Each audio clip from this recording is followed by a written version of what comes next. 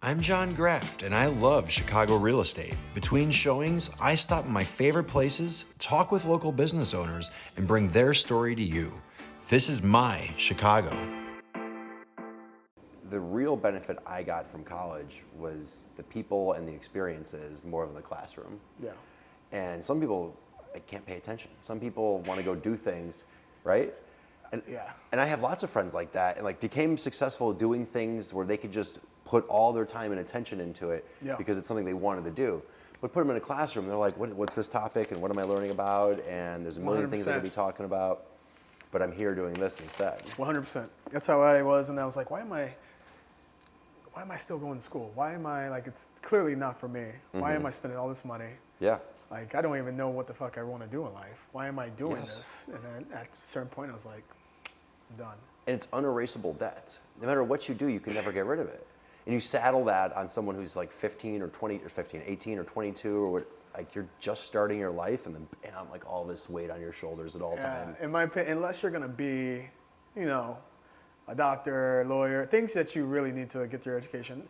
So many people, like, you don't need it though. Yeah. I mean, when let's say you just picked up a trade. Let's say you were installing HVAC. Yeah. So you're making $65 a year right off the bat. Yeah. At 18. No debt. No debt. No debt. So you're $250,000 ahead by the time people are just getting out of school, and they're $250,000 behind. Yeah. Right? It's insane. It's an interesting concept. And they're not even guaranteed to get a job. Yeah. And then that HVAC guy, okay, he does this for a few years, understands the business, like, I can do this for myself. Gets an SBA loan, takes it out, starts a business. Entrepreneur. 20 years later, he Killing it. just has like a fleet of cars, fleet of vans, trucks, doing the same exact thing. Killing it. Yeah. And people that go and get the education, go to school, continue to stay in the rat race. Yeah. It's insane. Yeah, it is insane. I don't know. And people get jobs. I don't know, you ever meet someone, or like you hang out with someone, let's say you go visit someone out of town, and you're with them on a Thursday, and like they're working, right? And they're just in meetings after meeting after meeting. Like, when's the work actually happen? Like, what do you do in your job? Yo, I wonder that too, because being an entrepreneur, I have meetings, and then like I have little time. Like, I really need to get this done now before the next meeting, or I'm gonna forget, and I'm not gonna do it. So I wonder, honestly, how much work is getting done. Yes, I agree. Yeah, it took me, I thought about that because being an entrepreneur every day, like, you know, at the beginning I was like, well, I only work for 2 hours. Is that enough? I only work for 4 hours. Like, I'm like, people are working 8+ hours. I have to do that 8+ hours, but it's all about how efficient people are. It's the quality quantity argument. Yeah. Like, what do you really want? Do you want your time to matter, or do you just want to put the time in? And is the time actually accomplishing anything? And it's strange as an entrepreneur, like, I'm doing this, right? Like, what's the value in this? I don't know, right? The value is different things. Like, we did one of these for someone, and you know, no one's paying me, there's no money, and he's getting a ton of business off it because he restores stone. And it's not a specialty, but if you're like looking up stone restoration, you're not gonna find a ton of people. But our YouTube video went straight to the top on SEO. All right. So he's getting all these calls from it. He's like, "Thank you so much. It was so great." Yeah. And he does a great job. So it's happy to refer him out. Yeah. So I get in front of people unexpectedly because I do it. Like, let's say someone's Googling you, right? Like this pops up, like, well, who's 𝗤𝗢𝗢𝗏? Then you just go down a rabbit hole from there. And so there's been unexpected occurrences or people that have found me because of these videos. You never know what's going to happen. You never know who's going to see it. Yes. You never know. You could be doing a talk show on TV from this, you know, before you know it. Yeah. It's like, and that's what people want. I mean, that's what these networks want. They want someone that's already put in the work, already shows, you know, the discipline and getting it done. Besides just picking up Joe that's got a little bit of a communication degree, you know, that has no videos or has no background or anything. Just, this is what they want. People like you that are getting it done. And it's intimidating. When we started doing this, I was like, so what are we going to do and how are we going to do it? And I'm just going to like talk to random people about different things I like to talk about. And it started during 2020 because I was watching some of my favorite businesses shut down. I was like, what can I do? And I hired Adam, and we just started doing these videos right before the pandemic. Like, we literally filmed one, but it was just walking through properties. And the property tours I do are like long, and I'm talking about every little thing. And it was different than what most people were doing in Chicago. And so the first one we did was okay, but it's gotten a lot better since then. But we were all set up for it, right? I was like, okay, like, I can do video. I can set this up for someone, and we can talk about their company and their business, and we can promote that out to different people, and hopefully they can get something from that. Yeah. And I hope it made a difference. I don't know if it did, but I know it's made a difference in some businesses today. And I think that's what's cool. I think it helps everyone all around. Yeah. You know? You're building your stock on this, so this is good. Yeah, it's like the social seed. equity and social capital everywhere, right? Means, yeah, it's a lot. Yeah, I used to do, like I told you, I called it herd chef because I've worked in the restaurant business. So Okay. You say, the chef tells you to do something, you say herd chef. You let them know. Oh, herd chef. So, okay. So I would get these So it's like a walkie-talkie, like 10-4. Yeah, Like, it's on my Instagram. I'll show you before we leave. But I would have these chefs come in and teach me how to cook something. And it would just be magical. We talk about them because, you go to these restaurants, you don't really get to know the chef. You don't really get to see the face. They're in the back slaving away, and you got to know them on a more personal level. And we had good conversations, some inappropriate, and it was just fun. Yeah. That's part of the pitch on this when I'm meeting with different business owners. It's like people love your business, but they don't know who you are. I don't know who you are. Yeah. And they want to connect with you. And not everyone wants a sound bite. It's like, here's 15 seconds, say this, and that's the advertisement for your business. Yeah. Like everyone's used to listening to podcasts now that are hours long, and they want to hear people and actually learn who's behind the brand. I think, at least. That's what I am. 100%. Like a founder of a particular company I like is on somewhere. I'm like, I want to learn about this. Yeah, especially entrepreneurs. Yes. We want to know what's going on. Yeah. We want to know how they got started. It's so, yeah, I'm a buff for that. I love YouTubing, finding out how people started, what they got to, and yeah, it's just I don't know, insightful. Where's your start as an entrepreneur? Like, where's that begin? My personal start, how I started, man. So I kind of eased my way into it, I would say. So I used to model. First of all, I did a little real estate, got my real estate license for app properties, and I was modeling and also a server. So I was multitasking these different Sounds like you're in Hollywood. Yeah, right? I have 3 different jobs. I'm just trying to make it big. Hey, you gotta grind. Yeah. So I was kind of getting a taste of it, and then the pandemic happened, and it's like, okay, not serving no more. Yeah. What do I do? Kind of pushed me in the direction to it's either now or never. Mm-hmm. So I started Herd Chef. Herd Chef it was a travel log that we just talked about, cooking with local chefs. Them teaching me something. It was so cool and dope. Learned so much.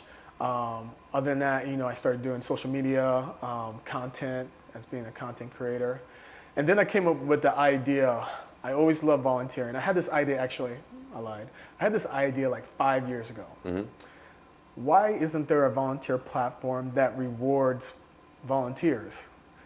And there was nothing like it. Nothing at all. I researched it, nothing like it. And I was like, someday I'm gonna come up with this. Fast forward, 2020, no better time than now. Yeah. I'm like, Dustin, if you don't do it now, it's not going to be anything. I think 2020 was a great time for anyone to start a business because they had extra time and the world is changing.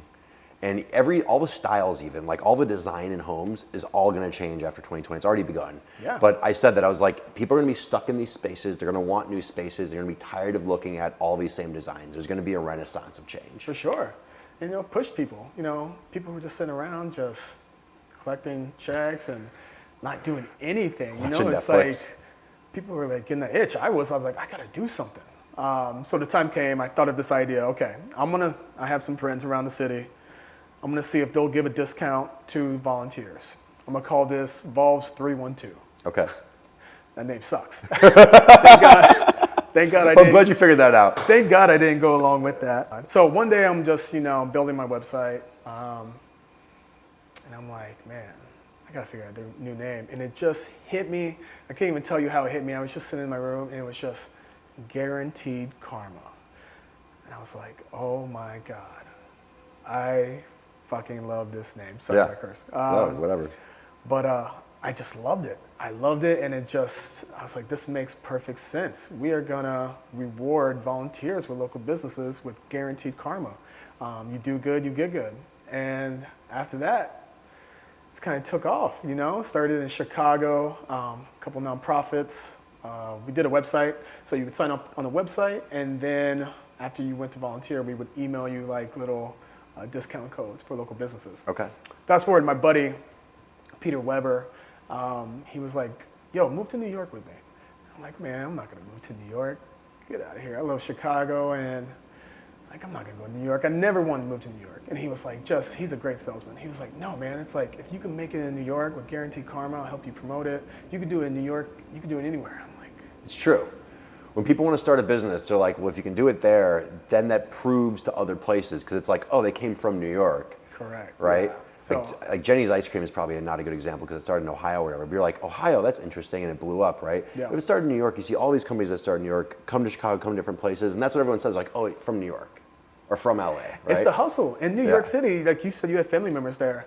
It doesn't stop. You go there to hustle. It's not like LA where you relax and everything. Like you have meetings, you are connecting, you are like just making shit happen. And so far, a year and a half, that's exactly what I've been doing. Just like blowing it up, grinding, making connections, building new volunteering events. We have over 200 members now. Wow. For Guaranteed Karma, which is insane. How many in Chicago? How many in New York? I don't know the split. So we have it together. So right now we're on the app Halo. So we have volunteering events in Chicago, New York, perks for both cities. And so far just going well. Chicago's growing pretty good right now. You know, I eased away from it because it's just hard to manage both, but I have some helpers here in Chicago now. So we're doing street cleanups, we're gonna do beach cleanups, we're gonna help with soup kitchens, and we're just gonna build this community a little better and make it fun. Everyone I know, wants to volunteer. Yeah. Everybody. I've never met someone that doesn't want to volunteer, but people don't know how to. People are nervous. Once you go to a nonprofit website, you have to go through so many loopholes, and by that time, you're just like, fuck it. There's a lot of volunteers working at volunteer places as well, like at a nonprofit. And sometimes you're like, do you care about this? Like, they don't seem to push it forward. They feel like they're doing something because they have to do it, but it's also a volunteer position, so it's very confusing. Yeah. And you don't get the right vibe sometimes. Like, I've tried to help with certain things, and I'm trying to get somewhere, and it's like, there's definitely a disconnect between the owners or the people running this and the people doing some of the work. Yeah. Because I feel like the people that need to connect don't always get there. Yeah, everyone's got to be on the same vibe, right? Yes. Yeah, good vibes only, right? I think sometimes a lot of these nonprofits have little funding, and they're probably overworking people, which they kind of maybe lose that interest of why they're doing it. But I don't know. Guaranteed Karma, we're here to make it fun. We want to make it interesting. We want to be creative. We want to make it nice and easy for everybody, and we want to build community. And that's what we're doing. And so far, I'm blessed. Every new member I get, I'm just like, well, must be doing something right. So it's validation, each one. You know, some days I'm like, what the hell am I doing? Like, why is this gonna work? You know? But every new member, it's like, all right, we're gonna get somewhere. I guess that's the highs and lows, you know. Yeah. Being an entrepreneur. It's crazy. As soon as there's a good day, there's a bad day right behind it. Yeah. And as soon as there's a bad day, there's always some jump. Something that happens that's completely unexpected that's like, okay, this is why I do this, and like, some things are gonna not work. Yeah. And some things are gonna work without you even knowing how it worked. Those, oh my God, those are blessings. Yeah. Yeah, it's a roller coaster. It's thrilling, it's scary. If anyone wants to be an entrepreneur, I say go for it. Dive in. You're gonna learn a lot about yourself. You're just gonna learn a lot about the process, and I don't think you ever stop learning. Start there, the process, the beginning. Like, you have this idea, how do you turn it into something? What'd you do? Man, yeah, I think that's the hardest part, honestly. Yeah. So many people have great ideas, but they're not willing to take action on it. For me, I was just like, Dustin, it's now or never, man. Like, you gotta do it now or never. So first thing I started with was a website. Yep. I was like, okay, got the website going. I had someone help me. All right, second thing. It's like just taking steps, baby steps. You know, you don't have to have it all figured out at once. I always like you can't, because it's not going to work out the way you think it is. You can't. You got to pull the trigger first, and then later on, worry about aiming. You know, so taking that first step is the hardest part. But man, once you take that first step, the next one's a little bit easier. So just believe in yourself. I say confidence. A lot of people don't really have the confidence and believe in themselves. And there's a difference between confidence and cockiness, and there's a fine line where it's you cross over and no one wants to deal with you at all. And then right before that line, everyone's like, oh, this guy, I like this. I like this energy. I like what he's talking about. How can we help? Yeah, it is a fine line between that, because you never want to come off cocky, but you definitely want to be high confident. Yeah. You have to be high confident. Like, you have to know, you have to believe this is going to work. And I also feel some people that be like, oh, they're cocky. It's like, no, I think you're intimidated by their energy, or like you don't like that, and that's a little different than what you're used to. So that bothers you. That's what I've noticed with some people. And it's a lot of people that you know, too. Yes. Oh, yeah. It's never someone you just kind of meet on the street. What's funny is the people you don't know, usually in my experience, will want you to succeed because they don't know you too well, right? But the people that know you, they're like, oh, well, he's doing that now, or he's doing this. And they're really just being like, I'm not doing anything. Correct. I hate to say that, but that's how it feels. Yeah, sometimes. you have people like that, and I think you also have people that aren't just used to making things happen. Yeah. You know, some people are just, and that's okay. You know, that's some people are just, they're comfortable with their 9 to 5, and that's like what they want, and I love that. But that's not for everybody. And if you feel like you were meant for something more, you just got to jump out there and do it. But a lot of people are just comfortable in that, and they're just trying to protect us. They want to say, hey, you know, you maybe shouldn't do that. And I actually had this happen the other day. My buddy in New York was like, hey, yo, you want to, you know, get a city job, like, you know, full time, great benefits? And I'm like, no, man, you know, I appreciate that, but I believe this is going to work, and I don't have a plan B. Yeah. This is plan A, and that is it. Have you ever heard about burning the boats? I have Yeah. a neon light in my apartment in the living room that says "Burn the ships." No way. I do. Okay. I do. I love that story. Yeah, go ahead. I don't know who it was necessarily. I can't think of who it is It was either. a Spanish. It wasn't Columbus. It might have been. It wasn't. No, it was a Spanish pioneer of some sort. And what they were going to do is, it was just these boats, and they were going to conquer the land. The land, I think, just had a crazy army, huge army, and he wanted his warriors, his pioneers, to have no doubt of fear and no doubt that we're not going anywhere else. So he told everyone, get off the boats, we're burning the ships, we're conquering this land. So when you put yourself against the wall, you have nowhere else to go but straight ahead, and works for a lot of people. You know? That's a great story. So you start the website. What's next up? I start the website. I talked to a couple friends. I was like, hey, would love if you could give any discount you can to strictly volunteers. Perfect. I had like 1 or 2, and that's all I needed. We started getting that going. What businesses were those? Were the first people to jump on? So first businesses that I had jump on was Happy Camper, Okay. Nude Food Dude, and also Shred. Okay. Those. 415? Shred? Yeah. So those are the OGs. So very humble to very appreciative to have those people give a shot, give a chance. You know, the Nude Food Dudes, they were making pizzas in the beginning of 2022, pushing them out, and they were doing all types of different things. Oh my goodness. Those guys are interesting. Those guys are great. Yeah. So I used to work for them a little bit. So during the pandemic, everything shut down. Towards the end, they're like, Dustin, come to some of our private events that we do. We go and serve food for people, and I'm like, absolutely. So Ryan and Seth, those are great guys, man, and yeah, I worked with them for a little bit, and it's just awesome. How'd you find them? So I used to do the Herd Chef, right? Yeah. So once I started doing this, I just started reaching out to all these different chefs around the city and found those guys, and they just do phenomenal work. Okay. So they were open to it immediately. Oh, yeah. That's awesome. Yeah, they still are. I wish they're not in town this weekend, but yeah, they're great guys. Make great pizza. It's such a small world. And then how about Happy Camper? What's your connection there? I know Josh, the owner. So I reached out to him, and just, he knows what it's like to be an entrepreneur, getting started. So they said right off the bat, like, happy to do this. Yeah. And how do you earn the discount? So how does the volunteering work? So that was a tough thing at first. So I had the website. You would sign up for the volunteering event. I would go to each one. And if you showed up, I would know, make a list, and then I would email the discounts to you. And it was simple as that.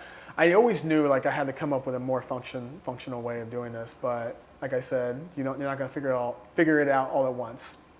Fast forward, moving to New York, I was lucky enough to meet the founder of Halo. So Guaranteed Karma is just a concept. I mean, we are a for-profit business, but it's just a concept right now. We're not bringing in money. Okay. We're just making sure, we're seeing how this works. So I met the founder of Halo, which is a community-based app where people can interact and join different clubs and memberships. So kind of like Meetup? Kind of, a little different. I would say it's a little bit more. Meetup's kind of cool. It's a website though, right? Yeah, it's an app and everything. I haven't heard about it in forever. Okay, I'm gonna have to show you. But Halo is phenomenal. Like we have topics, Guaranteed Karma topics that we talk about, where people go in and ask questions, and we'll let them know what's going on. We have events that they could sign up for, and we have a members page, so you can see other people that are members.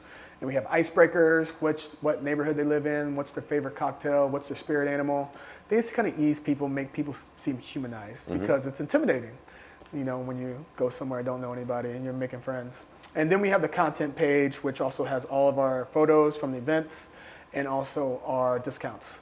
So right now, if you are a member, you automatically get the discounts. Okay. That's for now. Hopefully later on we'll have an app to where... So you don't have to volunteer, technically? Technically, at the moment, hopefully... Because it's harder to manage, I imagine. Yeah, right now... I can understand why you would do that, because you're like, okay, you signed up, thank you for doing that. But then if you're sending it out to everyone after every event, that becomes another leg that you have to take care of. Correct. We'll get there. Right now, I'm just appreciative that anybody wants to become a member for 𝗙𝗢𝗢𝗣𝗡𝗥𝗧. So I think that deserves some discounts. But we have some pretty cool stuff, like half off on helicopter rides, chiropractic service, teeth whitening, mushroom coffee. Okay. We just have a list, and it goes workout classes, and that's, I mean, we just want to give good things to people that are trying to do good for the community. How's it growing at this stage? How do you keep that momentum going? Man, it's a challenge for sure. I think we really rely on social media. Social media, TikTok, on Instagram, definitely putting out content, putting out facts, just putting out all kinds of information so people can find out how they can help their community, by them helping the community, what that does, and also what they get. So also word of mouth. I just tell people, interact with people, and a lot of times I go to these nonprofits and just, hey, I talk to people, you know, hey, what are you doing here? Why do you like to volunteer?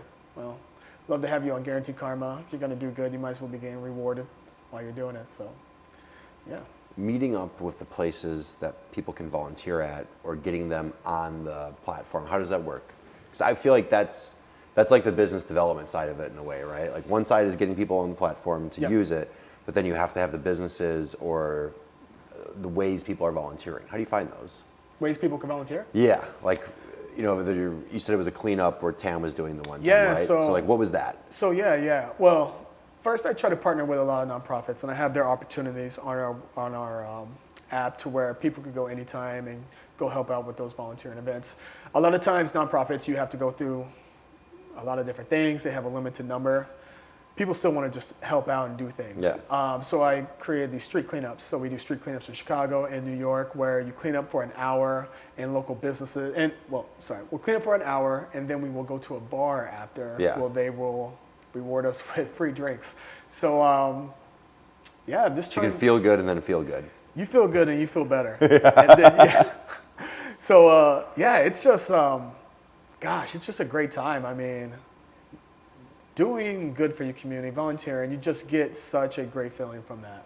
And then you see everyone afterwards, like we literally get drunk, we get wasted. I mean, put that in there or not, but we just have a good time, and people should have a good time. If they're doing something good, we want them to have fun and responsibly. But, yeah. Do you ever get met with any skepticism of anyone who wants to be on the platform or your proposition, like learn more about what they're doing? Yes and no. People that, a lot of people, not when I'm trying to get people to join the app. Everyone's freely. I feel like on the people side, there wouldn't be any. It's very straightforward. It's like, do good, feel good. Yeah. Why not, right? Yeah, you might tell some people and they're like, what? You started a business by volunteering? Like, why didn't I think of that? No. You have haters here and there, but I appreciate those people. Well, if you don't have haters, then no one's paying attention. Right? I mean, there's always a negative person. There's always someone who doesn't understand what you're doing, or there's always someone who's a little jealous or envious. Always. Yeah. Always. But for the most part, it's been really nice coasting. Like I tell people about it, they're so interested and want to do it. Other than that, we've really had to pivot a tad bit. Mm-hmm. So the norm today in corporate America is like a lot of corporate companies are giving their employees volunteer days. Well, they will even pay them to go do volunteer days. Uh-huh. So now I'm working with corporate companies to set up their team building volunteer activities. That's good. Because you can do that and scale that much quicker. Like you can get in with Chase and okay, like that's more than you've accomplished for everything probably. That's how you, scaling much faster. Yeah. And also these employees will become members as well and have access to all these discounts and cool stuff. But again, we do like in-house. Like we'll have like maybe just a drive. We'll have a DJ come in. We'll go to the office, a canned food drive or a clothing drive where people bring in new clothes or new canned goods, and we'll just have a little get together and and just have a little party at their office. Or we will do the street cleanups as well and get photography in there, and it's great PR for these companies. Yeah. I mean, if they want to do it or not, they definitely want the PR from it. So that's right. But as long as good things are getting done, in my eyes, I don't see anything wrong with it. A lot of people are like, well, you're rewarding volunteers. Shouldn't they just be doing it for nothing? Every volunteer volunteers for something. Everyone needs an incentive. Everyone. The incentive of the feel good isn't necessarily large enough. You need something big. The helper's high. A lot of people get off by the helper's high. I like to call it the helper's high. Yeah. And the helper's high is no joke. It really makes you feel good. But people do it because they get that feeling. It makes them feel good. So there's nothing different from that. Some people want to get 20% off on their teeth whitening. Some people want to get a free workout class. Like whatever it is that they want, as long as they're coming in and getting the work done, we're getting those hours done, I'm making a difference in the community. That's all that matters. That's a really good way to get people connected to a business too. Yeah. Because if the business is giving you this discount, then you're going to put the company higher up on the pedestal. You're going to see them as a good company because they're giving back. They have to give back. These days. Do you have any realtors? I don't yet. No? I'll do it. I'll say it right now. I'll give, so how would we figure out where the donation would go? So what I was thinking So you want to do a donation? I would think that if someone were to buy or sell a home with me, we'd give 10% back of the commission to some cause. Okay. Like whoever it is. I think you guys pick. I think it should be through you and the buyer or seller. You guys heard this first in. You heard what he said. We'll do it. We'll absolutely do it. Yeah, that would be awesome. Yeah, for anyone who's on Guaranteed Karma, we'll give 10% back to whatever cause we decide on and whatever cause they want. I love that. Yeah. That's a great idea. Yeah. I'm going to have to, hold on, put this in my notes. Let me go to everybody. But yeah, there we go. Like just doing something good and making a difference. It's got to be the norm now. This world's too crazy. Yeah. This world is too crazy for companies have to be held reliable to do good and lead and make an example, So. I think a lot of companies look the same too. Like on the realtor standpoint, most people don't understand the value in a good realtor or how it's going to change or why there's a difference working with different people. That's fine. That's an education topic. That's really difficult to do, like teaching someone. But if you just say, we'll allow you to do this, here's a discount, someone's like, oh, I'll work with them for that reason. So why not, right? Why not? If they think we're all the same, then let's give us a different point of differentiation other than just being a quality at what you do. Number one realtor right here. He's about to go skyrocket. That's a good idea, man. Yeah. I love that. Yeah, there's no reason. We could easily do that. That's a great idea. So when you're working with the big companies, how do you get into that company? How do you start that process? How do you get past that gatekeeper? It's so funny. It's just word of mouth. Yeah. You just meet people, and they're like, hey, you should talk to my HR director. And, it's just word of mouth. And the hard thing is, this is a concept that no one's heard of. Yeah.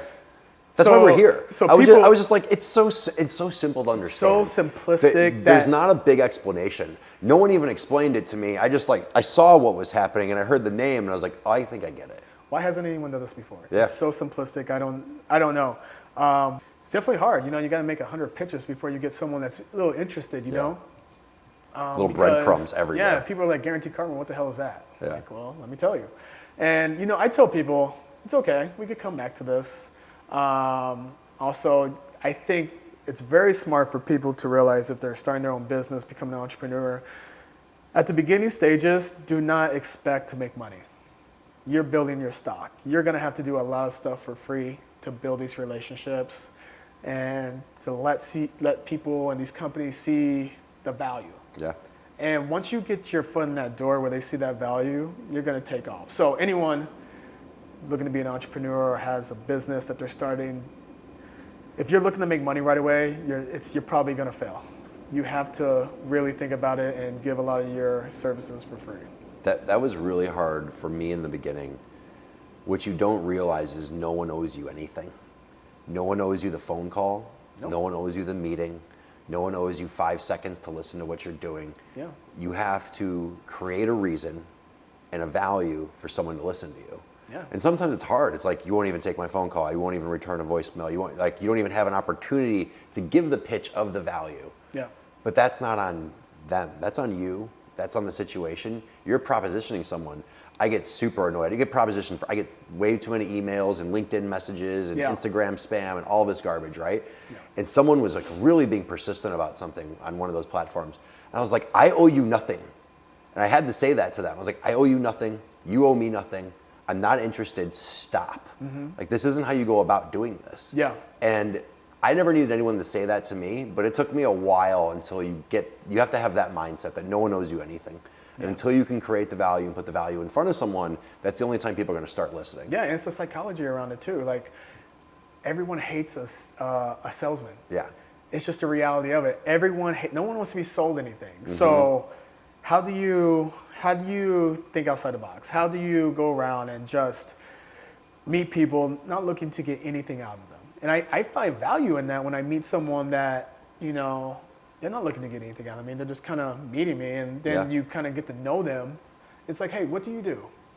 And then we're off to the races. We find something like, oh my God, I like this guy. We're going to do business at some point. Yeah. I think that's what it's all about, those relationships. One of my favorite quotes is, people rarely remember what you said or what you did, but they remember how you made them feel. And that's true. Like, you leave with anyone, leave any place. Is that Carnegie? Is that the Carnegie book? I know you read that one. I have read that. I don't know. book. I don't know. I think it's really old. Okay. I think it's real old. It might even, I feel like it's French from like the 1700s. I love that. Yeah.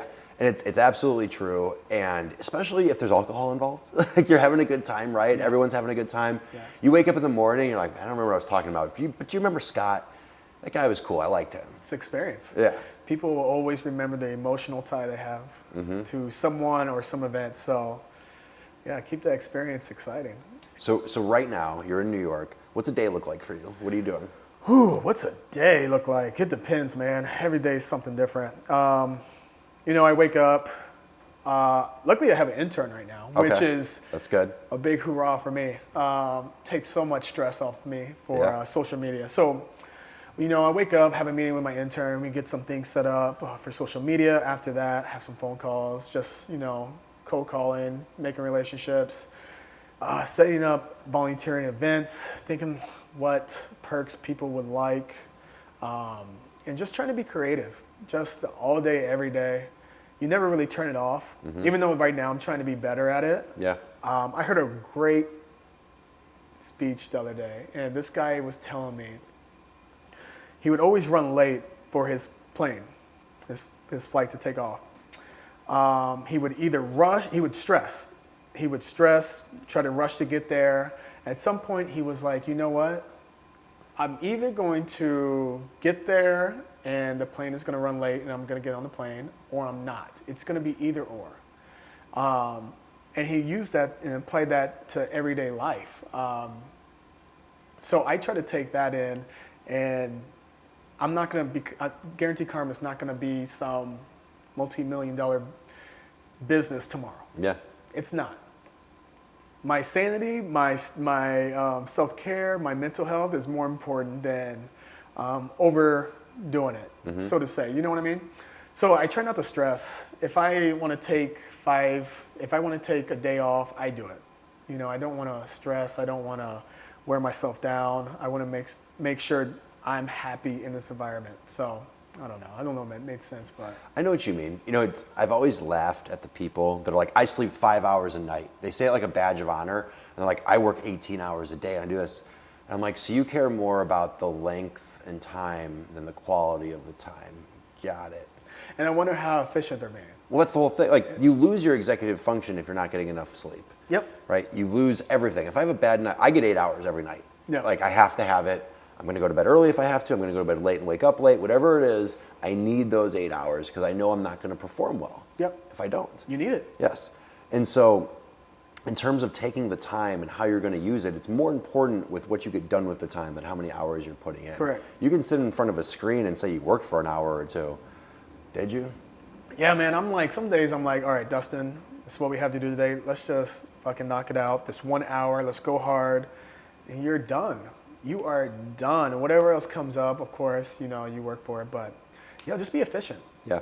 Be efficient. And you have to trust what you're doing. Like my wife has this pie business, and she's selling these pies at Dom's and Zany's and Duplex in Logan Square, and now she's doing savory food. So Dom's is going to start selling 2 wraps and a bowl. All right. And we can make the food, we can put it out there. We can't make people eat it, right? And Dom's is taking this gamble, and they're putting their neck out to promote it, to put it in front of people, to offer something that isn't being sold elsewhere. And that's risky, right? But every business does that to get something started. And so we had our first week, and we learned a lot. We're changing the packaging, we're changing the size, we're changing the pricing. And just 1 week of putting it out. Now Dom's paid for that week. You know, they paid for the X amount of food that we created to be put out. Only 50% of one item sold, 50% of another item sold, and next to nothing of another item sold. Okay. And that was a big learning, right? I feel like 50% is pretty good, though. I thought 50% was pretty good too. Una was discouraged. I was like, that's good. Yeah. No one knows what this is. I don't think many things sell out at grocery stores unless it's like something going on in the world where we're still in toilet paper and shit. I was excited about it. I was like, 50% is pretty good. No one knows what this is or what we're doing. This is great. This isn't going to be better. Yeah, that's phenomenal. Yeah. 50%? But the first week too? First week. Yo, that's a win. And 0 promotion. That's a win. Yes, it's how I took it, except for the 1 item that only sold 1. Okay. But that's okay. And there were actually 2, and I was the one who bought the second one because we wanted to check everything, right? Yeah. So now we're refiguring everything. Yeah. We're changing it, and we're just adapting. Yeah. And we're learning, and we're just very thankful for someone like Dom's to put that investment in us. Yeah. And you're like, this is how businesses start. Point being is, we could never be worried. Una was sitting there, and she worries a little more than I do because I've always worked for myself, and I've never gotten a paycheck. And it's scary. Like, it's scary. It is, except all you know is if you put your best in, all you can do is wait after that. Yeah. And then learn from everything you're doing and how to change it. Yeah. And I think some people get really scared about entrepreneurship, about the idea of starting any business because of that. They've been used to a guarantee for so long. When you don't have the guarantee, you're like, well, is it me? Was the food bad? Like, she was sitting there and be like, was something wrong with the food? I'm like, no, the food, we know the food's great. Don't worry about that. Yeah. People just don't know about it yet. Yeah. The people so who's involved with this with you? What are the people that are helping you grow this? Oh, man. Again, I'm a big manifester. If you're going to be an entrepreneur, you need to manifest. I'm just going to tell you right now. Yeah. You have to know and believe and visualize. I call it willing. It's just like, you just have to will it. You have to talk about it. You got to do it. Yeah. And the worst thing is just people that talk. You always know these people. They're never actually doing anything. They're talking about this idea and that idea. I'm like, yeah, but do it. Do it. Yeah, I like to visualize it. I like seeing like, oh man, Guaranteed Karma is huge. It's all over the nation, the world. Like I visualize it to where it's almost real. When you work hard, you tend to get lucky. Mm-hmm. So I have people that reach out to me. They're like, hey, would love to help. You know, don't have to pay me anything. I just want to help. I've had a number of people that have just, came on and just helped me with certain things. I've been so fortunate to have people like that believe in Guaranteed Karma, that believe in me, that want to see it grow. And those people, there's something special about those type of people that they don't even know you, but they're like, I love this. How can I help? So I have a few helpers here in Chicago. I have a few helpers also in New York, and I have interns. So like I said, Guaranteed Karma is not profitable yet. We are filling this out, making sure it's going to work before we start bringing in revenue. But yeah, I've just been so lucky to have people just believe in us and help me out. It's good. Yeah, for free. It's insane. Before we ever met, because our mutual friends are Lauren and Corey, and Una was talking about something or other, and they're like, oh, he was on The Bachelorette. And I was like, okay, that's cool. So let's talk about that, because that's clearly a unique experience. Very unique. Man, The Bachelorette. So rewind, 2019, getting out of a bad breakup, just turned 30, and I was just like, you know what? Someone reached out to me. They were like, Dustin, you should do this show called The Bachelorette. The recruiter is asking about you. I'm like, nah, that's not really for me, nah. And I went home and just thought about it. I'm like, man, I just turned 30. Why not? Why not try something different? Mm-hmm. Never thought I was really going. I told them okay. Never thought I'd make it to that level because there's different rounds of interviews. What's that like? What are the interview rounds like? So the interview, you go and meet the casting recruiters. After that, if they like you, you have to fill out tons of paperwork, background checks, get tested, make sure you're in great mental and physical health. What kind of tests do they do? Oh, you get like a doctor checkup. Really? Yeah, check you for STDs, everything. Uh-huh. Just want to make sure. Because they're like, if we're going to put all these people in this environment, they have to be clean. You gotta be clean. Drug test. Did they drug test? I think there was a drug test. I don't remember. But you go through all this, and then if you pass that round, they fly you out to LA. Mm-hmm. I'm like, oh my God, this might be really happening. And so, from the beginning until the time you get flown out, how much time is there? It's from like, I want to say November till February. Okay. And so the first time, is it a video interview and you're all by yourself and no one sees it? Or like, what's the first time you ever put yourself out there? Is it an application? No, the recruiter just had a conversation with me and took me into this hotel, and they had a camera there, and they just asked me some questions. What kind of questions do they ask? They just ask you all kinds of like absurd questions, like your love life, are you dating, what's your type, tell us about a breakup, this and that. So it's kind of. Did you know it was going to be for the Bachelorette? Yeah. Okay, so they told you the show. Yeah, they told me. They didn't tell me who the lead would be. Mm-hmm. Fast forward, they're like, all right, you're coming on. I'm like, holy shit. Yeah. This is really gonna happen. Fly me out. They haven't told me who the Bachelorette is yet. I get there, I land, when the producer picks me up, he's like, hey, you're gonna meet the girl tonight. I'm like, all right, great, who is she? I can't tell you yet. You're gonna meet her on live television tonight. And that show was live? When they introduced the Bachelorette, that was live. Okay. And I'm like, oh my God. Because that's real. That's different. Like, okay, we can film and we can edit, but something live. Live television. Yeah. Live ABC television, and they wanted me to do a toast. So like, man, I'm in the back studio room, and I'm like so nervous. I've never been so nervous. There's a live audience too. There's probably like so you're live in so many different ways. There's probably like 50 people in this live audience, not to mention the millions of people watching. That's got to be so weird. You're trying to like do something that's supposed to feel authentic, but you have a crowd of people watching you. That's got to be strange. I blacked out. I came out. I had my speech ready. Well, you didn't black out because you were drinking. Like you just forgot. I was so scared that I walked on that stage and I don't know what happened. Yeah. Man, but I will say after I got off the stage, I was like so alive. I was like, oh my God. How'd it go? It went good. It went good? Okay. I fumbled up a little bit, but she laughed. She had a good time. We did a toast. And was it all off the cuff? You weren't reading anything? Just memory, shoot, just go? Memory. Yeah. What was the toast? You remember? Oh my God, I don't remember. It's on YouTube though. Okay. It's on YouTube. I don't remember, but I was just saying like, I'll always choose you. Some romantic shit. But yeah, went on the show, man. Didn't necessarily find love. Was open to the experience though. Met some great people, and have some great friends today from it. Super excited. Have a buddy that's going on there now. Oh yeah. Nate Mitchell. So he's going to be on this current season. I'm excited to see what happens with him. So you prepped him for it, like do this, don't do that. I tried to tell him to be just, the main thing I had to tell him was just be yourself. Yeah. Like you can't go wrong. He's a great guy. Just don't get nervous like me. Just be yourself. And I'm excited to see what happens. What's the process like? Okay, so you do the toast. What happens after? Okay, I did a toast. They took me to the hotel room, and I stayed in the hotel room by myself for 5 days. So everyone's in their own hotel room for 5 days. No phone, no laptop. No cell phone? No cell phone.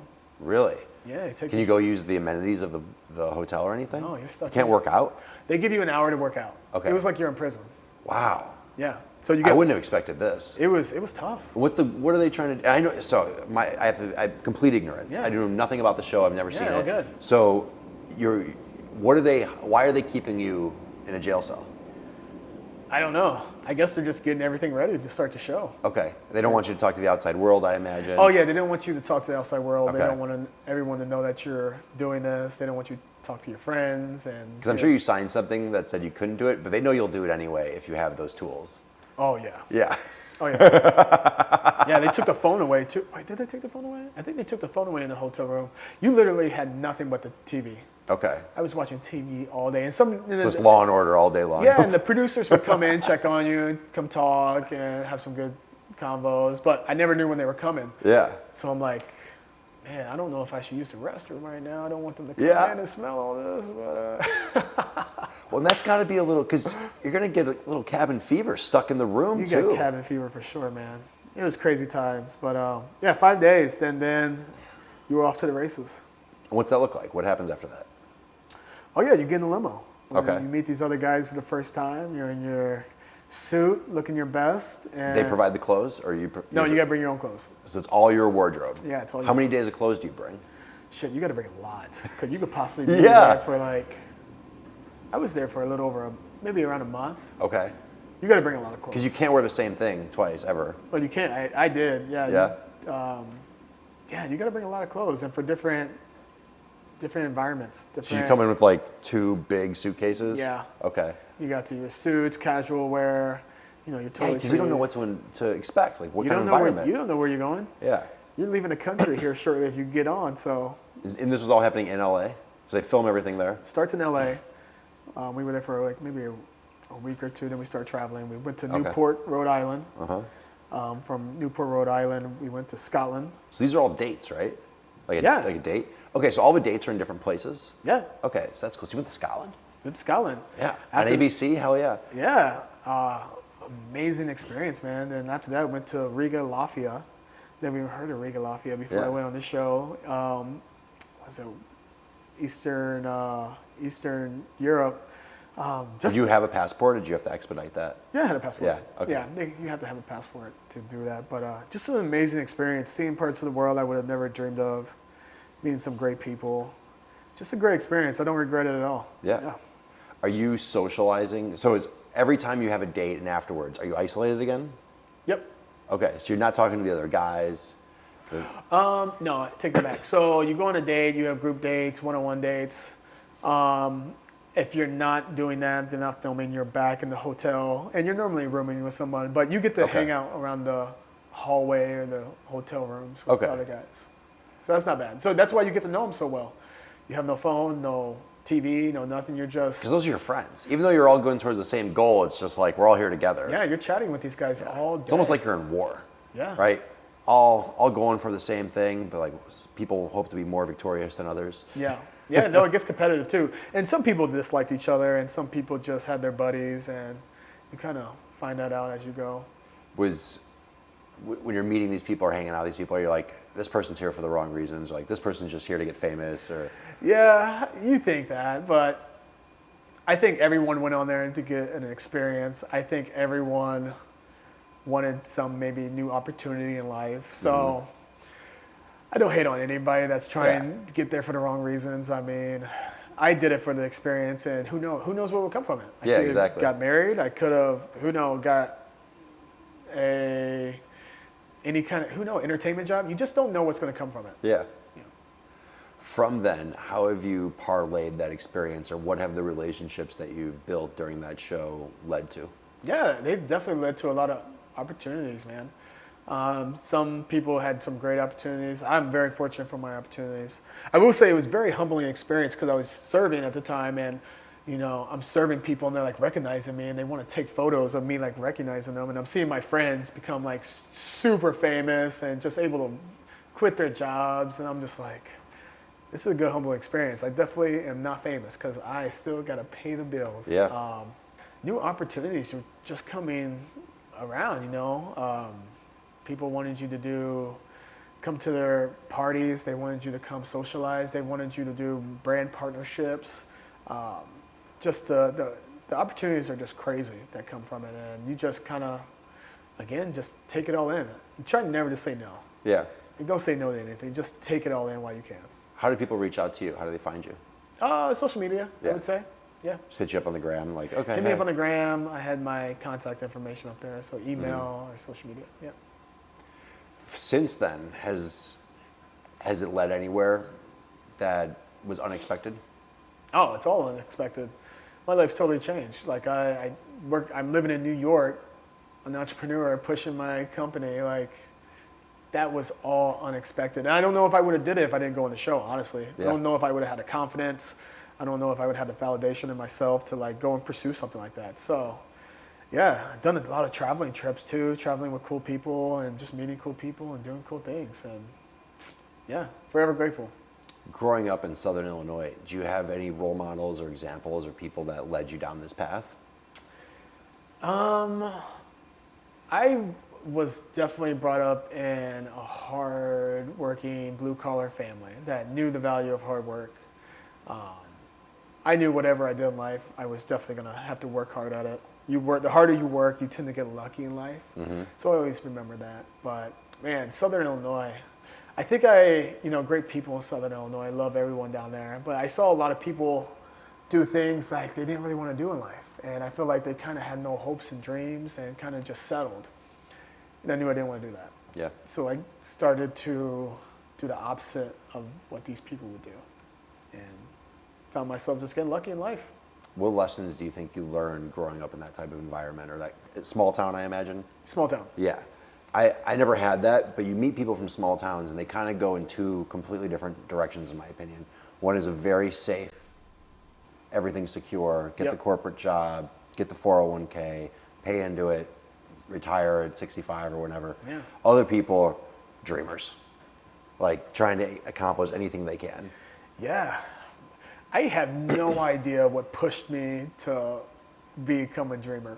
I don't know. I just had the audacity to believe that I could do it. And I knew I wanted more in life. And I think you just kind of know that you want more and you want to do more. And I just kept on saying yes to opportunities, man.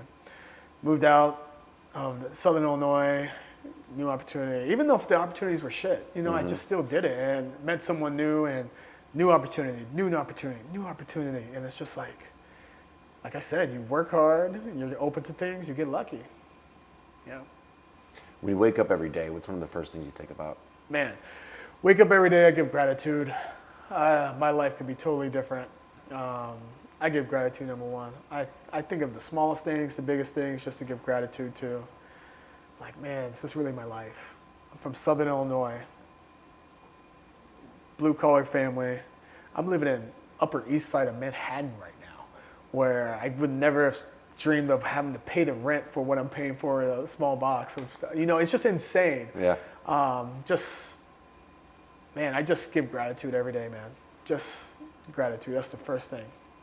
What are you doing in New York outside of Guaranteed Karma? Like, how do you spend your time? Man, New York is a very socializing city. I socialize quite a bit because it's like work, you're networking, but if I'm not volunteering, if I'm not working, I'm socializing, I'm going to events, I'm going on long walks around the city. It's a beautiful city, so much around the city. I'm going to different restaurants. I'm just getting the experience. I don't know if I'll be in New York forever, so I definitely want to absorb this experience and take it in as much as possible. But just enjoying people I love and hanging out, man. Do you have a favorite neighborhood yet? A favorite neighborhood? Ooh, I don't. So I moved to the Midtown East. I liked it a lot. A lot of people don't like it, but I liked it a lot. Now I'm in Midtown's kind of like the Loop. It is the Loop. Yeah. It is. Yeah. I like it. Upper East Side's good. I'm right by Central Park, so very cool. My girlfriend lives in Williamsburg, Brooklyn, and I think that's a really cool area. I like that area a lot. That's a hike. Yeah, there's too many favorite. I mean, every neighborhood is unique. Yeah. So I don't have a favorite, man. Have you eaten at Peter Luger's yet? Peter where? Peter Luger's. Where's that at? It's right in Brooklyn, right over the bridge. Like, best steak in New York. Oh, I haven't. Yeah, they have a really good burger too. Is this in Williamsburg? I don't know if it's in Williamsburg. Dumbo. I think it's closer to Dumbo. Okay, I haven't done Yeah, because it's basically if you were leaving the village and then heading to Brooklyn from the village, you'd get there. It's like right over the bridge. No, I haven't. Let's go though. Yeah, Peter Luger's is great, really good. What do you want to accomplish in New York while you're there? I want to set my mark for Guaranteed Karma. I want it to be well established. I mean, that's the place to be to build anything. So if this concept works, when it works, I'll just be happy and be able to hopefully move back to Chicago. But just get the word out there, get funding at some point. Not right now, not ready to get it yet, but at some point, definitely. Like, get a full team together and just take over this world, man. What are the next steps? Next steps right now is just marketing, building, getting more members to join, getting more corporate companies to join, in the works of hopefully having an app ready maybe in a couple years, getting that blueprint together of how the functionality of how I want Guaranteed Karma to look. So a lot of things, but I think us getting the app will be huge, and I'm excited about that. So would that app be part and parcel away from that Halo app? Correct, yeah. Okay. Halo app is like our renter home right now. Okay. Like, it's our apartment that we're renting, and it has all the functionalities that we need right now. It's like a blessing in disguise. When I came across it, I'm like, this is everything we need, and it's beautiful. It's great, and but at some point I do want to get my own app, and we'll take some things that I really like about Halo, and probably have the founder of Halo help me out, actually. I was going to say, wouldn't there be a natural relationship between the two of you? Yeah, we've talked about it. Yeah, so, and I know nothing about apps. I know nothing about tech, but just got to learn, man. We'll learn it together. What's that person's story? Do you know? Halo? Oh, Eric, he started it in San Francisco. I think he just wanted to build community. He wanted this app to not be necessarily something that people are going to spend a lot of time on. Quick functionalities, you get in, you get out. And he started it with like run clubs and hiking clubs and volleyball clubs on there, and he's done a great job. He comes back and forth from from New York to San Fran. When you're making content, what's the content look like? How are you trying to reach people or connect with people or really touch them? Yeah, I think this is still a learning curve for us. I'm still trying to figure out what Social media is tough. It's tough. Yeah. It's not easy. Trying to figure out what works best. You know, we use a lot of illustrations. Also, I like to get nice photography done. So we'll see. I couldn't tell you what works best yet. Yeah. But we will find out. How do you decide what to throw at the wall, what to try? How do I decide? Yeah. Man, I mean, do it all. Like you said, a lot of things you don't know what's going to work. It's going to be very unexpected what works. And right now we're at the beginning stages. I'm not limited to try anything. I mean, not try anything. Like, let's throw it all out there. Let's see what sticks. Like, I mean, that's all about learning. Anyone that inspires you in that space, or anyone you see like killing it on social, you're like, this is what I want it to feel like. This is the vibe. Ooh, that's a good question. I don't know. I do want to have like a creative feel with Guaranteed Karma. A lot of nonprofits,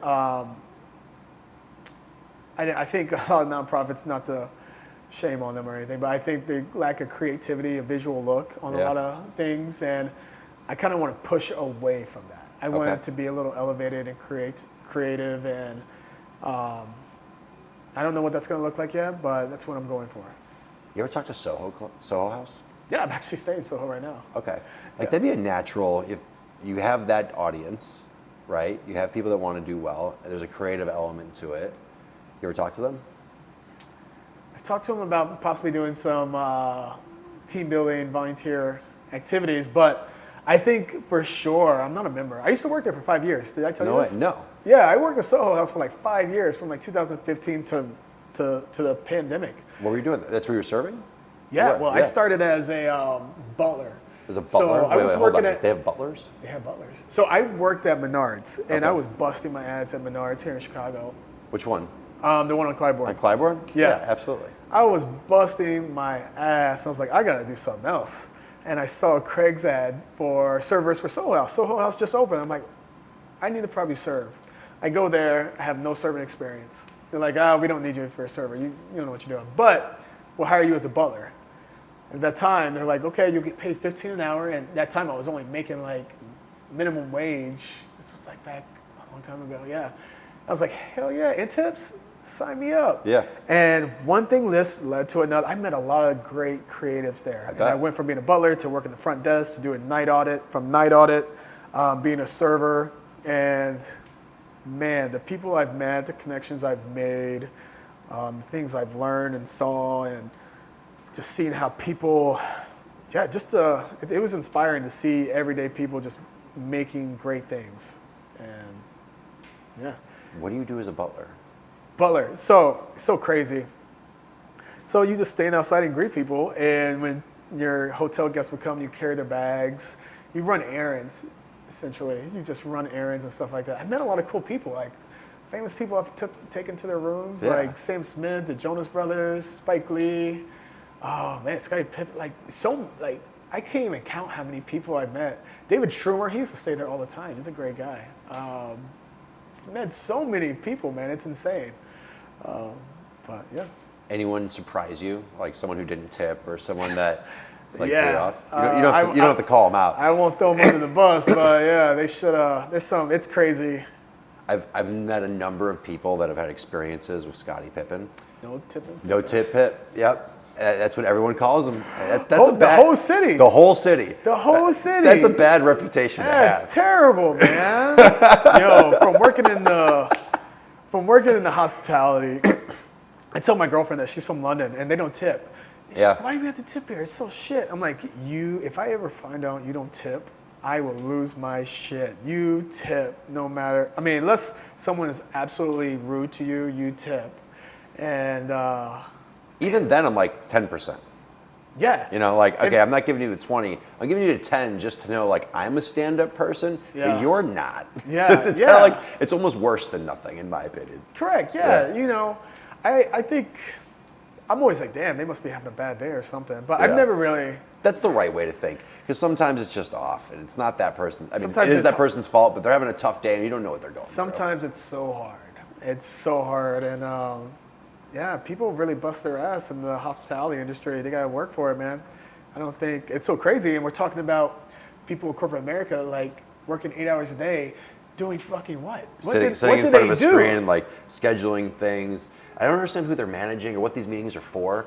It's crazy. Like I literally know people that are in back-to-back meetings all day long. Doing what? And these people that work at hospitalities are busting their ass, like running around, like doing it, like they're making things move. They're making things move, and people. You know what? I always said this too.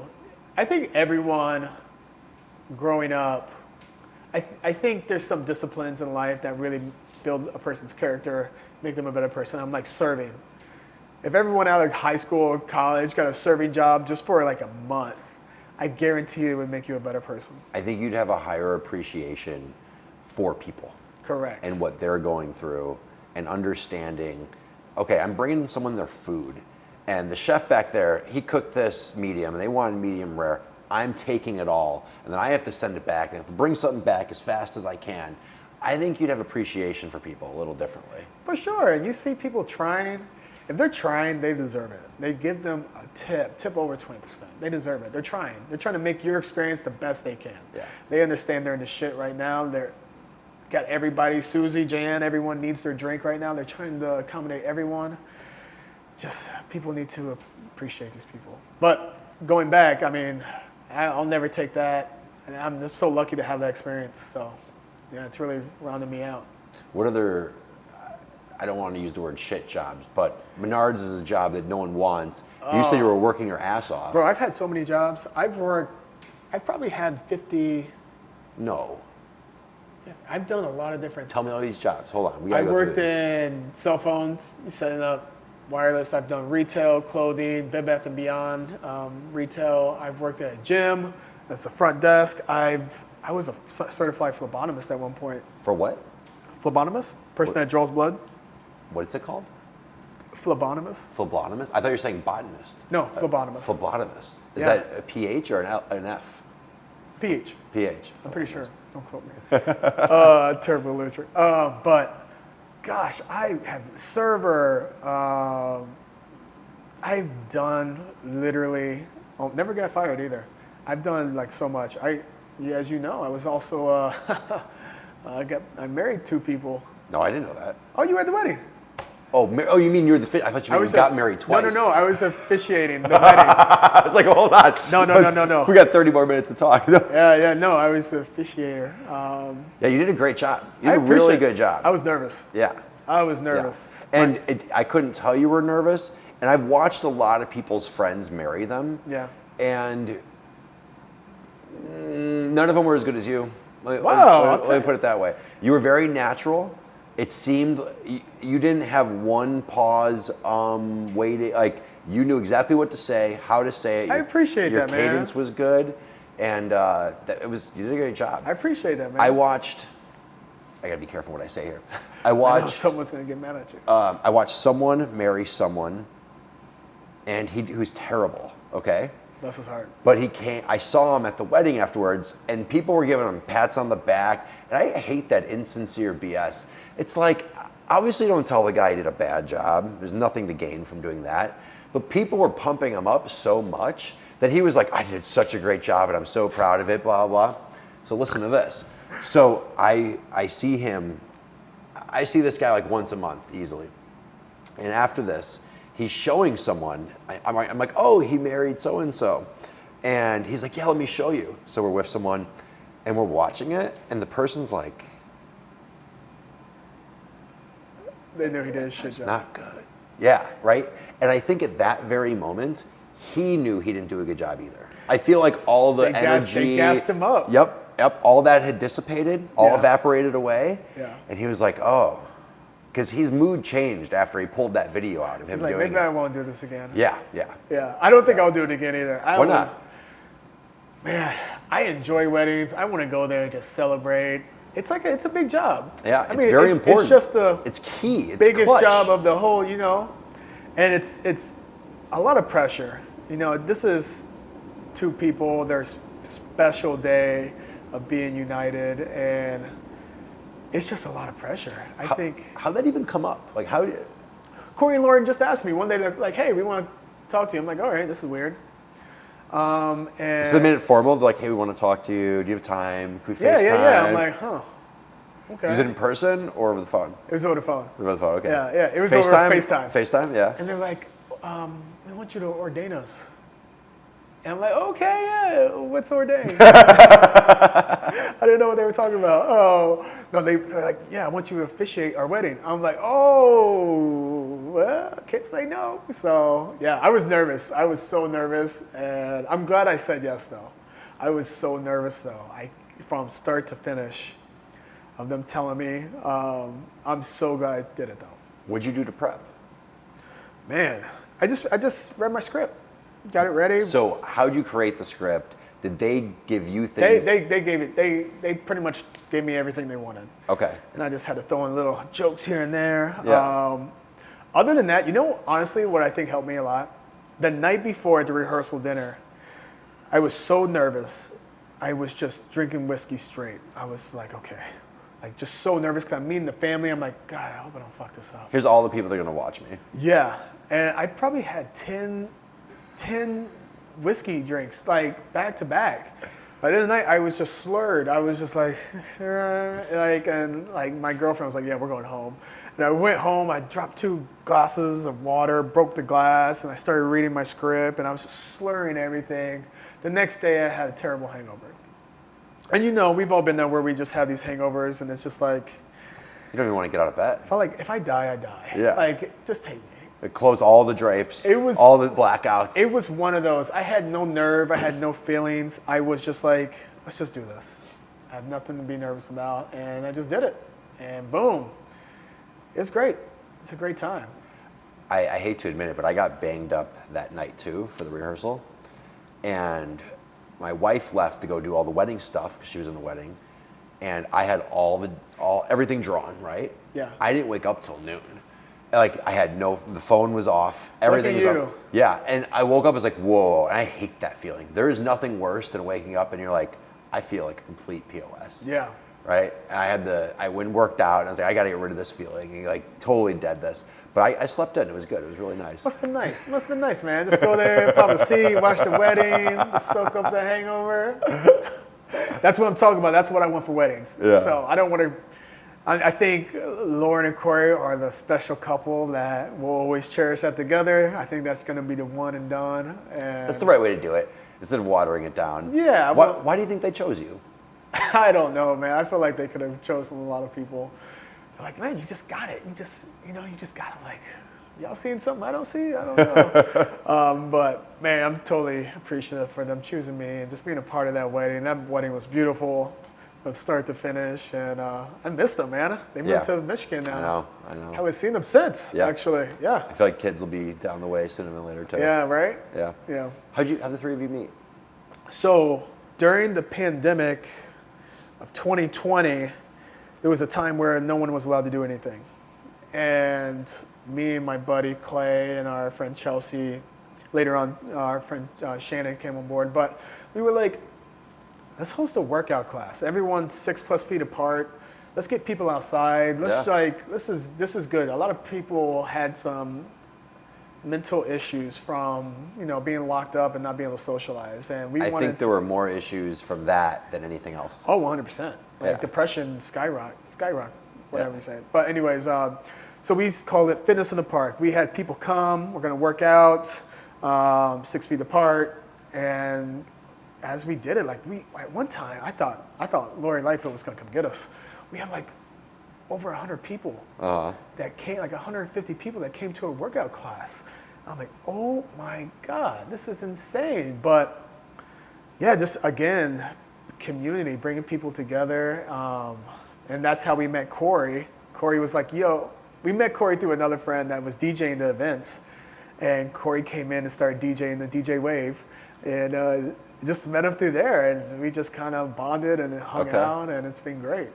Funny story, at my wedding, so it was in Hawaii. We have to hire everything from afar, right? And everything turned out great except for the DJ. The DJ dropped the ball in every place possible. So halfway through the wedding, Corey just took over. Did he really? Absolutely. And he did a phenomenal job. And like, people were dancing, but then they were dancing. You know what? Not all heroes wear capes, man. Yeah. Shout out to Corey for that. That's amazing. Yeah. Luckily you had him there. How'd you get 150 people during the pandemic to a park? And like, how'd you put that together? You just create a social media page and promote it. That's it. Yeah. Yeah, promoting on there, promoting on our own social media. It's insane. I was like, oh, we're going to be in trouble. Yeah. Those were big during 2020. I went to a few of them. Huge. Yeah. I think Una went to one of yours too. I couldn't make it. I remember that. Yeah, because it was wet out. Huge. Oh yeah, we did it. Rain or shine. I was like, what are you about to do? It rained yesterday. Are you sure? We had some crazy moments, and it was so fun. I personally needed that during 2020, just being around people and just being in a safe way. It was great, man. It was great. I have to go back to the Soho House jobs. Soho House? Yeah. Okay, so butler, then what? Butler, went to work in the front desk as a front desk agent, booking hotel rooms, people calling. Tell me some good stories from that. Soho House is an interesting place. It was hectic, honestly. A lot of times it was just super busy. You're just multitasking. And it's so crazy. Every job I had has prepared me for where I'm at now. Mm-hmm. Just like multitasking, phone calls, emails, booking stuff, guests right in front of you, just multitasking and just doing it and being cool. Like not losing your shit, taking a breath and just getting it done. And it was great. Again, met a lot of interesting people. Got invited to a lot of cool stuff. We have musicians come in and be like, hey, we got extra tickets. I saw Guns N' Roses like front row back in 2016. It was insane at Soldier Field. Like got invited. How'd that happen? How'd you get those tickets? Some guy just dropped off these tickets to us. And yeah, I went to every concert I could. We have these extra here, yours. Yeah. That's so cool. Yeah, members are very generous, and it was just an amazing time, man. One of my friends worked at a hotel for 2 years while he was in college, and he has the craziest stories you'll ever hear. I'm sure. It was just day and night something different, day and night something new, and it wasn't like a New York hotel. I think it was in Denver or Florida or something like that. But it was a good enough hotel where some funny things are going to happen, expensive enough price point where you're going to get some interesting people through. Mm-hmm. Yeah. Okay, so you got more stories? I can't tell those stories, but okay. There's always good stories. After the front desk, then what? Front desk, I did night audit. So I was What's that? It's pretty much like doing accounting work. Okay. Taking in all the funds, seeing where they go, analytics of everything, and having it projected to everyone around North America. It was just like you work from 11 to like 7 a.m. non-terminal for a while. Also doing classes graphic design classes around that time. When were you doing that? And this was from 2014 to 2017. So were you doing night classes and then going to a night job? Yeah. Yeah. Well, no, not night classes, day classes. Day class. Like There would be days I just get off work in the morning and have to go do classes and go, like I grinded. rough. I grinded, man. Did night audit for a little bit and went back to the front desk. And after that, I decided I wanted to serve. Because I was also modeling and I needed more flexibility to be able to take off shifts, switch shifts. And I worked at the chicken and farm shop. You ever been there? No. It was the best chicken sandwich in the world. Shout outs to Chef James for making that chicken sandwich. It was great. It was chicken and farm shop. I was there until COVID happened, but. Where was it? It was right next to Fox Bar. Okay. And Soho House. Okay. Yeah. Delicious. Oh, I heard about that. Yeah. Yeah, because Chicken and it's part of waffles on Soho, there. right? What's that? It's part of Soho. Yeah. Yeah. I heard about that. I never went there though. Okay. After that, what else were you doing there? After the night audit? Yeah, I went straight to serving. Straight to serving. Yeah. So is it a natural evolution? Like you have to work your ranks up to do that because you had no experience? Maybe. I think they were comfortable with me because they knew I worked hard and I would pick up whatever. I always worked hard. Like there was never a day in my life I didn't work hard. So I think they were like, oh, well, if he wants to serve, he'll pick it up pretty quick. Is serving the best opportunity for money because of the tips? Yeah. Yeah. Yeah. And it's a good indicator for anyone that wants to be an entrepreneur because it gives you a realistic take on what that would be like. Because if it's slow, if your service isn't good, you're not making many tips, you're not making any money. Yeah. And it really shows you like Yeah. you really need to work harder or get people in or do something. And it's like being an entrepreneur with training wheels, I would say. Because you can see the flow. You can see the flow on Like, a good day and keep this bad flow day. consistent all the way through, Correct. good all the time. Otherwise, what am I doing here? Correct. So little did I know, I was already training myself to become an entrepreneur by just that, and just trusting the dots. You might not know always what you're going to do in life, but you got to know that these dots are going to connect some way. What's the worst job you ever had? Worst job. Did construction. That was hard. Carrying up roof tiles. Hot ass roof. That sucked. Were you doing that on ladders, like on a house? Yeah. Yeah, that's a terrible job. They have the ladder, I forget what they call it, but like they have the conveyor belt that can put those on the roof. Yeah. And they just don't do it. No, you got to put them up there and Yeah. have balance. It's so dangerous too. It's like you could fall off the ladder. So easily. dangerous. So dangerous. And Hard work. they have the belt. Like, I've literally paid for this to happen. I've set it up. And I was like, how much is it to make sure men aren't doing it all day long and we gain a day? And it's not a lot more. Yeah. You're like, just pay for the belt. Pay for the Just belt. put it up there. Put it up there. I don't know. Other than that, I think that's probably the worst jobs. I mean, again, retail is very difficult. It's hard. You're on your feet all day. But Were you in a selling capacity? Were you trying to like push clothes or push shoes? stuff like that, yeah. Yeah. Yeah. And again, yeah, it taught me a little bit about sales growing up. But those probably were the worst ones. Probably being confined to one area. For me, confined to one area all day long for like 8 hours. That's like slavery to me. I feel like not being able to be on your phone, connect, make things happen. In my opinion, that's the tough job. Yeah. Do you have ADD? Like, do you feel like you have ADD or? For sure. My mind goes all over the place. Yeah. I have an idea. I write everything down. If I have an idea, I'll write it down or I'll forget about it. Yeah. Do you carry a notepad? Or you just in your phone? Phone. Yeah. Yeah. How do you keep At track home, of it? I have a notepad, yeah. How do you organize it? How do you make sure like you actually do something with the idea? I struggle with that same issue. Oh, so I have a pretty cool to-do list calendar and notepad to where I write down all my ideas for the day, and then I prioritize which ones need to get done first, and then I plug in the other ones throughout the time blocks. So it helps me if I have an idea, I'll just write it down, and at some point of the day, I'll try to knock it out and kind of make it as a game to get these things done. Yeah.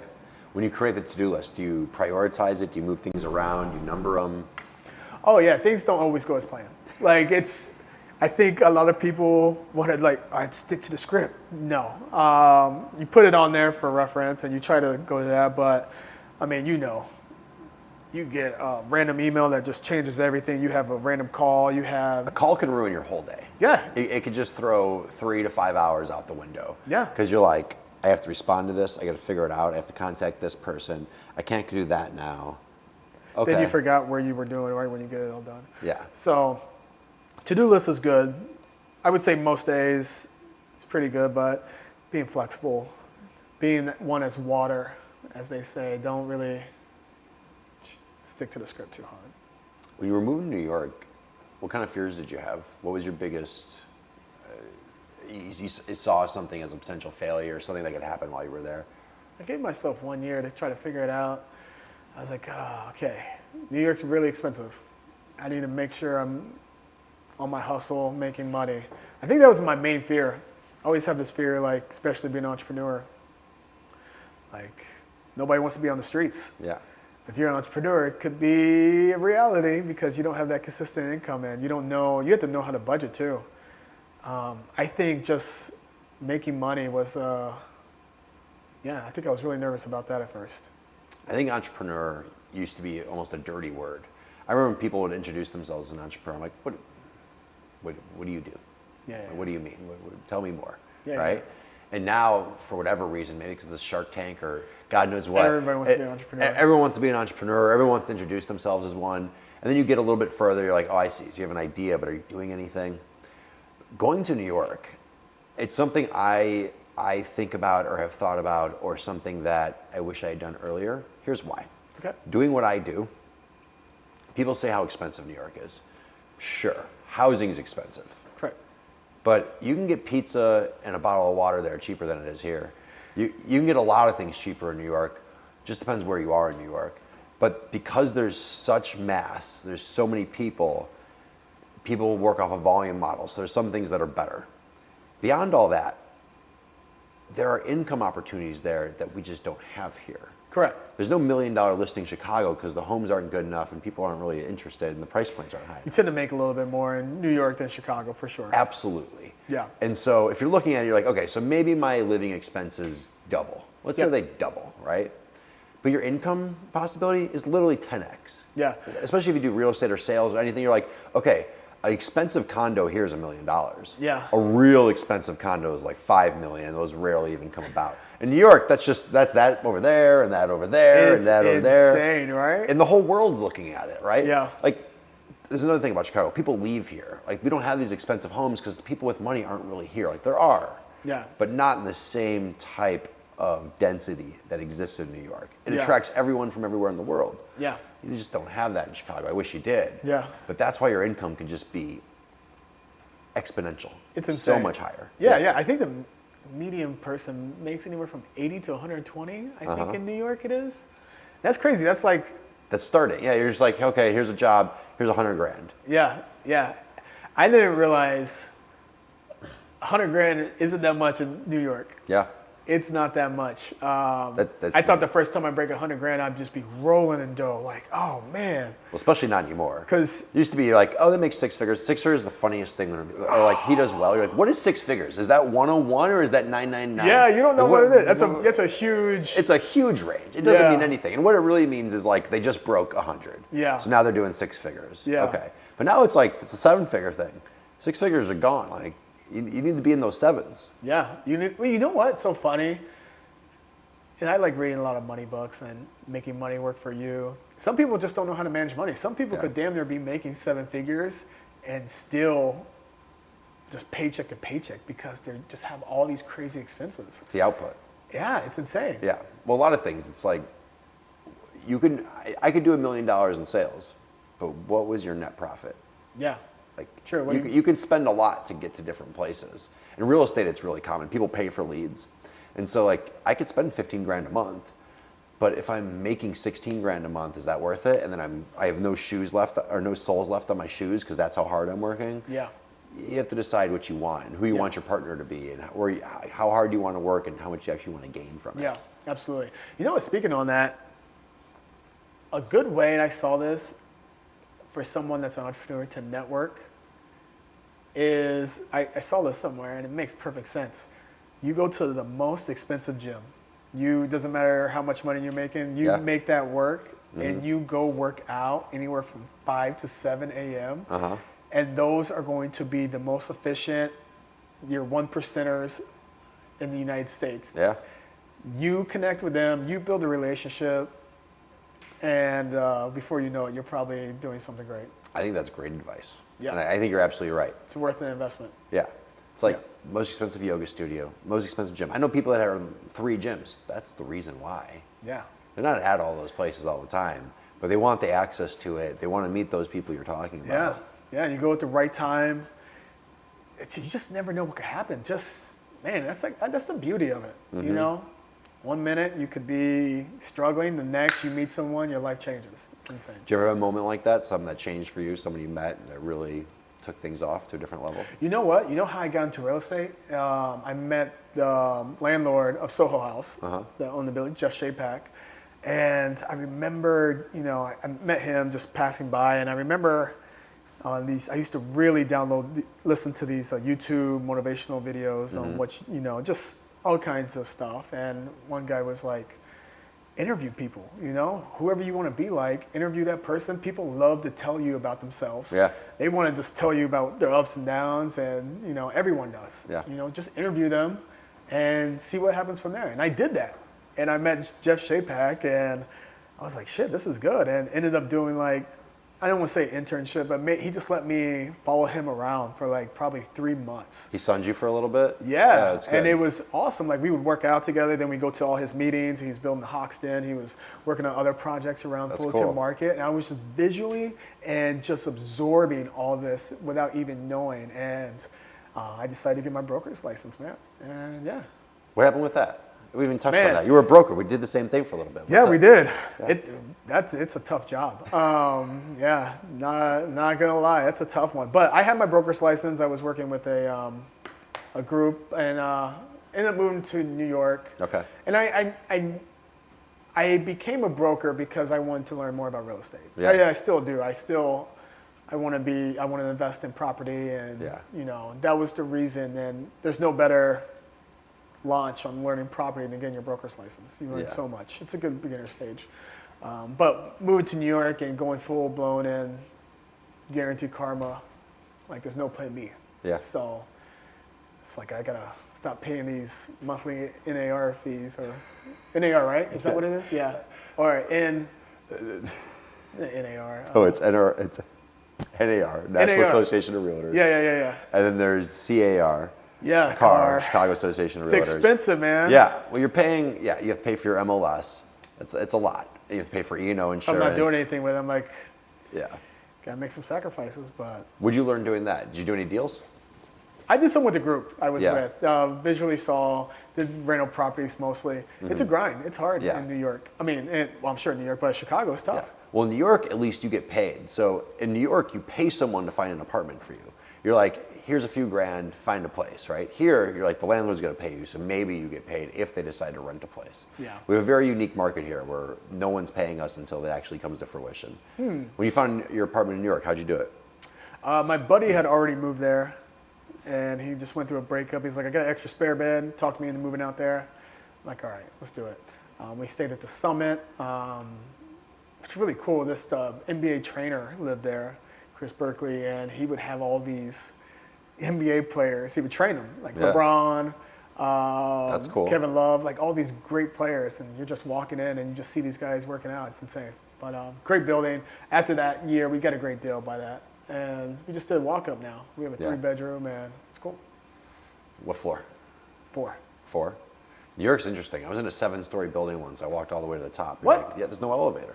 I think New York has a 17-story. I could be wrong. I swear I'm right though. They have a 17-story building. It's the last building that exists where there's no elevator, but it's that high up. Damn. Because they would just keep going and going and going. That's crazy. Yeah. It's insane. Yeah. What do you want to leave with? I don't want to take you up all day. I really appreciate your time already.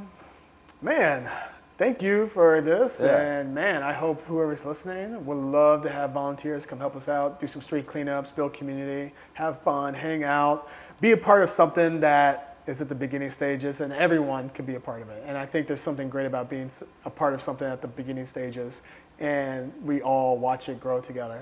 It'd be great if people could help you grow that and grow it everywhere, not 100%. just here in New York. If they want to do that, what's the best way to do it?